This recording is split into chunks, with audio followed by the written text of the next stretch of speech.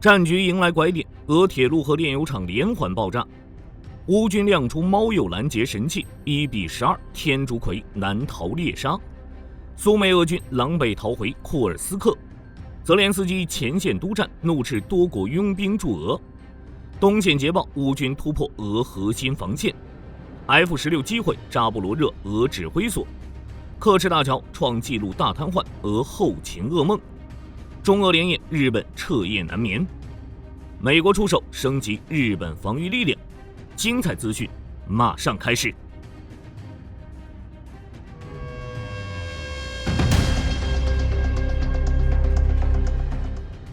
不知从哪传出来的消息，说乌克兰宣布已掌握分导式多弹头技术，但实际上，无论是乌克兰国防工业集团的负责人，还是乌克兰其他高级国防官员，近期都没有发布过关于乌克兰已经掌握或部署了分导式多弹头技术的正式声明，起码火力军没看到。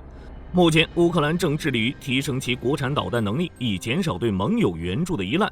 其重点项目包括升级雷霆2战术弹道导弹和海王星巡航导弹的增程改型，而这些武器都是那种提供远程精确打击能力的导弹，在公开资料中并未提及它们具备分导式多弹头的设计。至于分导式多弹头，则是一项极其复杂和尖端的技术，通常被拥有先进洲际弹道导弹的国家所掌握。它允许一枚导弹携带多个可独立攻击不同目标的弹头。目前并没有公开信息表明乌克兰正在研发或接近掌握这项技术。像俄罗斯宣布即将部署的奥列什尼克导弹就具备分导式多弹头的能力，其拥有6个有效载荷弹头，每个弹头又能携带子弹药，使其极难被现有的防空系统拦截。其曾于2024年11月首次在对乌克兰的攻击中攻击了第聂伯罗的一个军事工业设施。总之，火力军虽坚信乌克兰能取得最终胜利，但请不要让一些不实消息误导我们这些真心希望乌克兰越来越好的粉丝。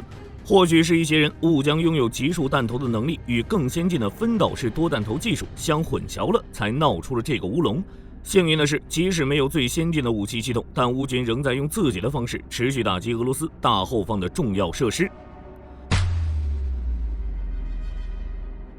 据战争研究所报道，从8月5日夜间开始，乌军无人机群就不间断地朝着罗斯托夫州飞去，目标直指塔钦斯卡亚火车站。虽然罗斯托夫州代理州长尤里斯柳萨尔声称，俄防空部队摧毁了来袭的全部乌军无人机，仅有一所房子遇袭起火，但目击者拍摄的视频显示，塔钦斯卡亚火车站在遇袭后燃起了大火，俄军在这里的整个铁路系统都被笼罩在一片火光中。值得注意的是，在流出的画面中还可以看到车站内停放着俄军的燃料列车，并有车站工作人员在展开救援，但很快被火势逼退。天亮后，塔特辛斯卡亚火车站的破坏痕迹更为明显，数段铁轨和多辆列车都在空袭中被毁。据悉，该车站是俄军通往南部前线的一个重要枢纽，长期以来，俄军都需要通过塔特辛斯卡亚车站向前线，特别是目前交战激烈的顿巴斯方向，输送军事装备、作战人员和补给燃料。但如今遭受乌军重击，恐怕将极大影响前线俄军的推进。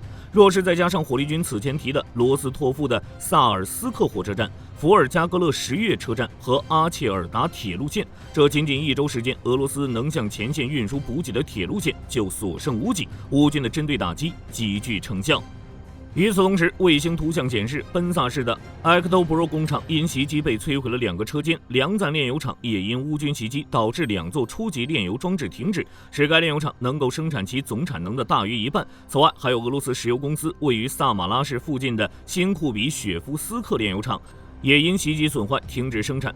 遥想前几个月，在美国的压力下，乌军被迫暂时了对俄能源设施的攻击，所以有一段时间我们几乎没有俄能源设施遇袭的消息。但如今特朗普制定最后期限，向俄施压，让乌军重新抓住机会，配合美国制裁，重新开启了对俄能源设施的打击，并顺带上了俄罗斯的交通系统。当然，俄军的空袭也在持续，但与前2周上百架无人机袭击相比，其袭击力度有了大幅下降。如战争研究所报道称，8月5日，俄军向乌克兰发射了46架无人机和1枚伊斯坎德尔 M 导弹展开打击，乌军成功拦截其中29架，未被拦截的17架无人机、1枚弹道导弹以及无人机碎片，造成苏梅市1家农企、哈尔科夫1个火车站以及其他多个地区建筑受损。俄军袭击力度之所以下降如此快，火力军认为主要原因是受制裁影响。北约的制裁正在迫使俄军越来越多地使用更便宜的无人机，而非昂贵的巡航导弹和弹道导弹。但据乌克兰军事专家彼得罗·切尔尼克表示，如今的乌军部队在得到新军援后，其已能拦截92%至95%来袭的俄军无人机。更能使用 IRST 防空系统拦截天竺葵3这样的俄军最新型喷气式无人机，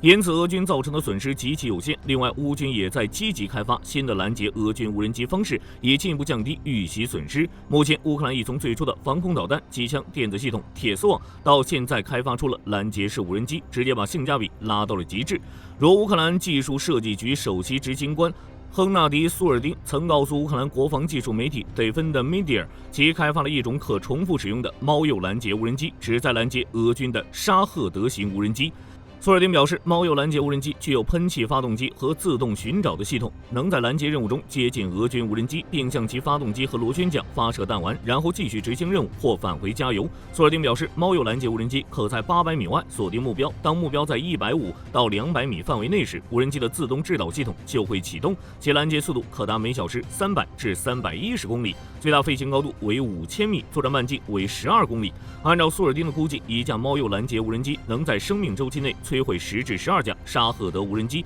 将极大提高乌军的拦截能力。或许是乌军持续不断的打击高效率的拦截，又或是美国核潜艇和国际油价下跌起到了作用。彭博社报道称，克里姆林宫正在考虑向美国总统特朗普做出让步，其中可能包括与乌克兰达成空中停火协议，以试图避免2级制裁的威胁。有知情人士向彭博社透露称，虽然希望渺茫，但美国特使维特科夫本周的俄罗斯之行仍是美国和俄罗斯达成协议的最后机会。其中一名消息人士称，作为降级姿态，俄方可能会趁机提议暂停无人机和导弹空袭，当然前提是乌克兰方面也同意该方案。说实话，俄罗斯想得真美啊！普京一边坚持强硬要求作为结束战争的条件，一边又为了让乌军停止空袭，提出暂停无人机和导弹空袭提议，真是什么好处都想占。目前，乌克兰方面是坚决拒绝俄方提出的强硬要求，但却有意呼吁俄罗斯停火，为和平谈判创造了空间。维克特夫的俄罗斯之行，火力军将持续关注，看看双方究竟能否达成，又会达成怎样的协议。苏美方向，8月5日，俄军在远程火力掩护下，不断对北部地区发起小规模进攻，其中包括尤纳基夫卡、米罗皮利亚和奥列克桑德里亚，但遭到乌军的阻击，被清退。如据战争研究所报道，俄军第30摩托化步兵团在失去作战能力后，正从奥列克西夫卡逃往库尔斯克州的格尔纳尔。与此同时，乌军事情报总局8月5日报告称，其麾下部队已在渗透进入俄罗斯后方，并站稳脚跟，开始扰乱俄军的供应。如乌军已封锁了尤纳基夫卡的俄军地面补给线。此外，有尚未证实的消息称，乌军在该方向俘获了2名俄军。要说有什么特殊之处，主要是其中一人身上搜出的手机内容显示，这名俄军因不愿意进攻，和其他2名俄军曾遭到俄军指挥官暴打，指挥官边打边骂，想赚钱还不想进攻。哈尔科夫方向，经过这2天的战斗，乌军第50区旅17营全歼了向普霍蒂夫卡边境检查站进攻的俄军。值得注意的是，泽连斯基日前亲赴该处战场，视察了乌军第92旅和第57旅防区，并看望了伤员和医护工作者，并给将士们颁发了奖章。他在讲话中表示，乌克兰感谢你们守护国土，目前与你们交战的不仅仅有俄军，还有大量来自巴基斯坦、塔吉克、乌兹别克、尼泊尔以及非洲等国的雇佣兵，我命令你们狠狠地回应他们。路透社报道称，目前其已联系巴基斯坦、乌兹别克、塔吉克驻乌克兰首都基辅的大使馆，要求对此事置评。截至目前，仅有巴基斯坦作出回应。其外交部5日在声明中称，关于巴基斯坦公民参与俄乌战争的指控毫无根据。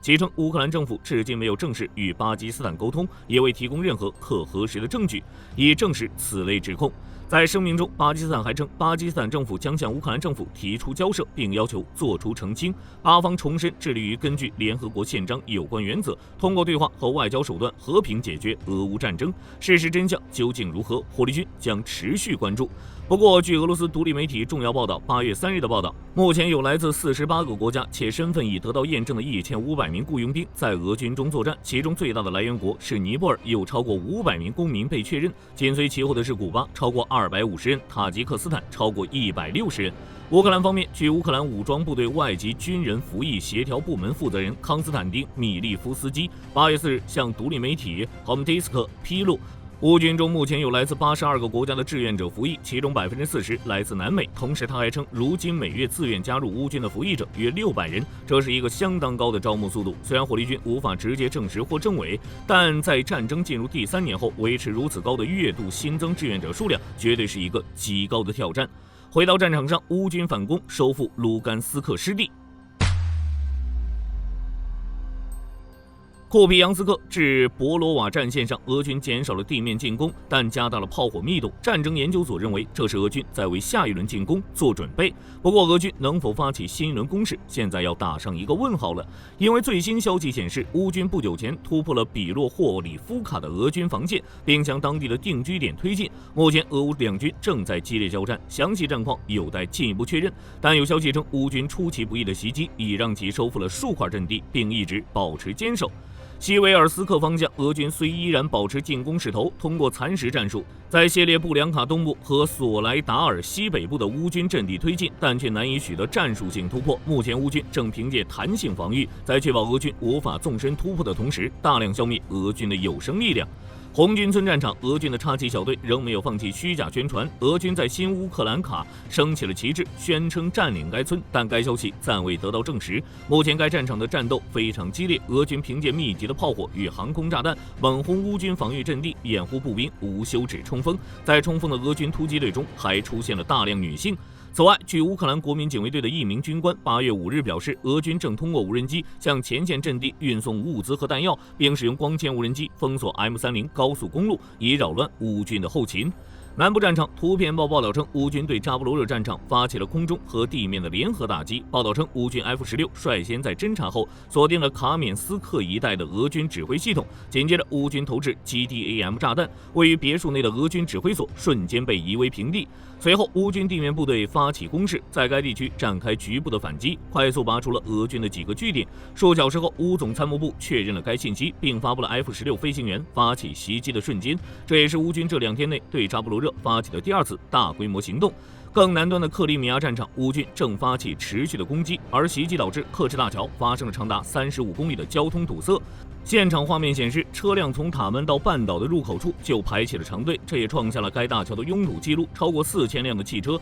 被困在路上，挨个检查，等待的时间接近8小时。话音未落，乌军又对克里米亚附近的金伯恩沙嘴展开了打击。流出的视频显示，乌军的 FPV 无人机正在狂掷炸弹，定点轰炸俄军的阵地。作为连接南部战线的重要据点，这里若是遭到严重打击，无疑会加大前线俄军的压力。俄乌战场之外，近期日本的日子并不好过，不仅是俄罗斯自曝了攻日计划，更是日本海周围正在进行的演习，让其彻夜睡不着觉。据自由时报报道，中俄两国自1日起开始了联合海军2025联演。虽然中俄皆宣称联合海军联演已经搞了11年了，属于防御性演习，且中国首度派潜舰参与，但仍引起了日本的高度警惕。这不，在中俄联演的同时，日本防卫省派遣 P-3C 反潜机、导弹快艇等，严密掌握着中俄军舰动态。如日本防卫省统合幕僚监部4日表示，其海上自卫队已于2日晚间10点左右，在北海道所属李文岛西北方70公里处侦获了3艘由其向东航行的俄国军舰，分别为蟾蜍级大型登陆舰、无畏级驱逐舰以及守护级护卫舰，并在2日至3日间穿越北海道以北的宗谷海峡。又或是日本统合幕僚监部同一日也宣布，海上自卫队于2日上午10点左右，在冲绳县九米岛西南方90公里处发现中国海军052D 驱逐舰、054A 护卫舰各1艘，通过冲绳本岛与宫古岛之间的宫古海峡朝太平洋航行。与此同时，美国下个月11日至25日还将与日本共同举行坚决龙演习。在此期间，美国新闻周刊报道，美军计划在日本冲绳部署具备击沉军舰能力的 NMESIS 系统，以测试美日防卫日本偏远离岛的能力。NMESIS 是一种安装在无人车辆上的导弹系统，可搭载2枚海军打击飞弹，可185公里外的目标拒止效果显著。报道称 ，NMESIS 系统不仅适用于传统海岸防御，更具备机动部署与动态海上拒止能力，正是美国在太平洋分散部署多点拒止战略的核心武器之一。值得注意的是，前不久菲律宾才刚部署了包括提风在内的美国导弹系统，而冲绳电视台还引述美国国防新闻的报道，称驻扎于冲绳2023年成军的美国陆战队第12滨海作战团将在2026年3月前部署6套 NMESIS 系统。美国如此大费周章地加强第一岛链防御态势，究竟是要做什么？火力军将持续关注。此外，美国还计划扩编爱国者导弹营。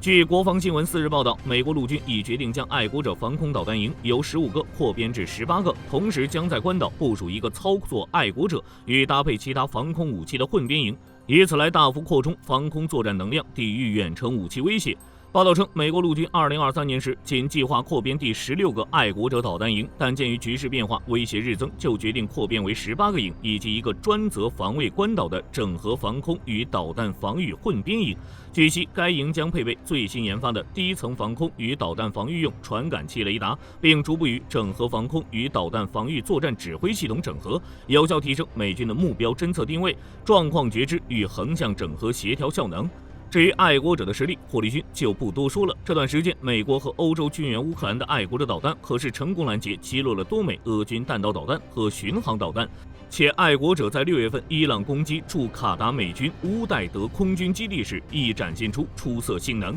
美陆军副参谋长明格斯上将强调称，未来配备 LTAMDS、IBCS 的爱国者导弹营将具备更大部署弹性，有望使总和战力翻倍，有效满足全球部署与战备需求。此外，关岛的混编营除配备 LTAMDS、IBCS 与爱国者外，还将操作新一代间接炮火防护能力防空系统，以应对巡航导弹、火箭弹、炮弹及无人机等多重复合式威胁，进而整合建构全方位防空体系，确保关岛基地能有效运作。而且美国实力提升还不止这些，美国国防部上个月才刚与 RTX 公司签署一项关于 AIM-120 的采购合约，其价值高达35亿美元，堪称史上最大。据悉，该合约是美国为履行日、德、波、奥等19个国家的军售协议而签署。战区报道称，目前 RTX 公司和美国空军虽未透露将提供多少枚 AIM-120，但应该是按其型号和单价去生产不同数量的 AIM-120。由于美国战机和多数盟国战机皆能携带此导弹，加上 NASAMS 防空系统，也可使用 AIM-120，因此 AIM-120可说是目前世界上需求量最大的导弹。据军队识别报道，泰国皇家空军5日正式宣布将采购瑞典GAS-39EF 鹰式战机，以替换老旧的 F-16AB 战机，强化其领空防御力量。泰国政府已批准初步采购4架，作为长期计划的一部分。按照泰国空军的规划，第一阶段将于2029年前将新一代鹰式战机纳入前线作战中队，整批12架战机将分批交付，最终完成时间将延续至2035年。据悉，鹰式是申宝研发的新一代多用途战机，配备先进的 AESA 主动电子扫描雷达、红外线搜索与追踪系统，具备更长航程、优越的电子战能力，以及与流行空空导弹及精准导引弹药兼容的能力。其设计着重于高生存率与网络化空战，性能全面优于前一代 CD 型号。目前，泰国空军在素勒他尼府第7联队部署的12架 GAS-39CD 战机，包括8架单座 C 型与4架双座 D 型。这批战机于2011年至2013年交付，是泰国空军从美制战机转向瑞典战机的首次重大转型。CD 型鹰式是泰国空军的核心多用途作战力量，并与2架 SAAB-340预警机及网络中心化指挥控制基础设施整合，经常执行海上巡逻、联合演训及领空快速拦截任务，涵盖泰国全境及泰国湾。至于采购的契机，则是近期与柬埔寨的边境冲突。2025年7月26日，泰国 GAS-39C 战机对柬埔寨在百威下争议地区的炮兵阵地发动空袭，以回应多次跨境炮击事件。这是鹰式战机在泰国空军服役后首次确认的实战记录，凸显对具备更长航程、强大电子战能力以及精准打击的新型平台需求。在泰国空军眼里 ，CD 型鹰狮都如此强势，那新型的 EF 岂不是更强？于是就加速了采购进程。好了，本期节目到这里就结束了，大家有什么要补充的，欢迎在评论区留言讨论。我是火力军，下期再见。